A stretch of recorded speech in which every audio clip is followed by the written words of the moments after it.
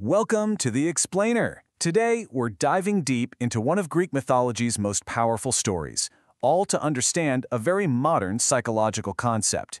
Yep, we're talking about the tragic tale of Narcissus. So let's just jump right into the deep end, shall we? With this incredibly dramatic prophecy. This is the actual curse laid upon our guy by Nemesis, the goddess of revenge. It's a punishment so perfectly tailored, it's going to define his entire life and, believe it or not, echo down through the ages. So who was this man, Narcissus? Well, our story starts with a young hunter whose beauty was just perfect. So captivating, in fact, that it was seen as a gift from the gods. But, as we're about to find out, it was also a terrible, terrible curse. But here's the thing. That divine gift, it was also his fatal flaw. Literally everyone who laid eyes on him, we're talking mortal women, immortal nymphs, you name it, they all fell instantly in love. But Narcissus, totally blinded by his own perfection, saw no one else as being on his level. He was arrogant, he was cold, and he shot down every single person with contempt. And look, this arrogance didn't just hurt a few feelings. No, it caused real, devastating tragedy. Let's bring in the story of the mountain nymph Echo to see exactly how Narcissus's cruelty started the countdown to his own doom. And their interaction, it's just heartbreaking. See, Echo had been cursed by the gods, so she could only repeat the last word someone else said. So imagine this. She's trying to tell him she loves him, but when he cruelly shouts, "I would die before I give you power over me," all she can do is repeat back an unwilling confession. "I give you power over me." The pain of his rejection was just so intense, so profound, that Echo hid herself away in a lonely cave and literally wasted away. Her physical body just disappeared. All that was left behind was her voice, forever repeating the sounds of others. It became a haunting reminder of his cruelty. Well, you can bet the gods up on Olympus were watching all this unfold. And one goddess in particular, Nemesis, the goddess of retribution, saw the pain Narcissus was causing and decided enough was enough. His punishment had to be a perfect mirror of his crime. A man who couldn't love anyone else would be cursed to fall desperately in love with someone he could never, ever have. Okay, so this is it. The moment the curse kicks in. This is where Narcissus finally meets his one true and totally impossible love. So picture this.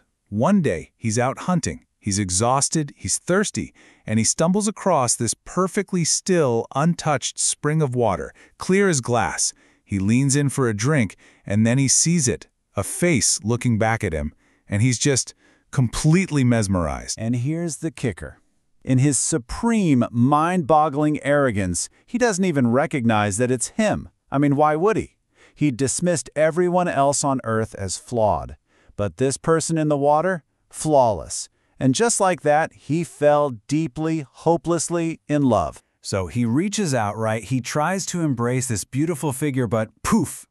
The second his hands touch the water, the image just scatters, only to reform when the water stills again.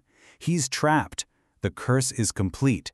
And now he is the spurned lover, desperate for a connection he can never have. And then, finally, the horrifying realization hits him. That isn't a water spirit he's fallen for. It's him. It's his own reflection. You can just feel the absolute despair in his words here, realizing his great love is himself, an object he can see but never, ever possess. He stays there, by the spring, just wasting away. And when his body is finally gone, the nymphs come back to find just one thing left in his place, a single beautiful flower.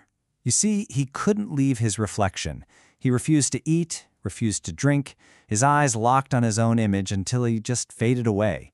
And that flower, which we know as the Narcissus, is often found near water, its head bent downwards, a perfect, eternal symbol of his tragic end, forever gazing at itself. Okay, so how in the world do we get from this ancient tragedy to a major term in modern psychology?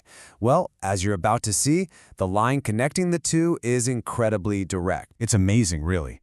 The myth basically hands us the definition on a silver platter. See, narcissism isn't just vanity.